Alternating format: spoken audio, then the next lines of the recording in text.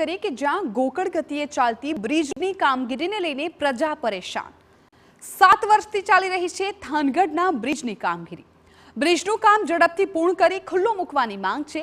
જિલ્લા કલેક્ટરે કોન્ટ્રાક્ટરનો ઉધડો લીધો। જિલ્લા કલેક્ટર કેસી સંપટે લીધી હતી બ્રિજની મુલાકાત। ગુણવત્તાયુક્ત અને ઝડપી કામગીરી કરવા કલેક્ટરને આદેશ। કોન્ટ્રાક્ટરથી બેદરકારીથી 7 વર્ષથી બની રહ્યો હતો બ્રિજ।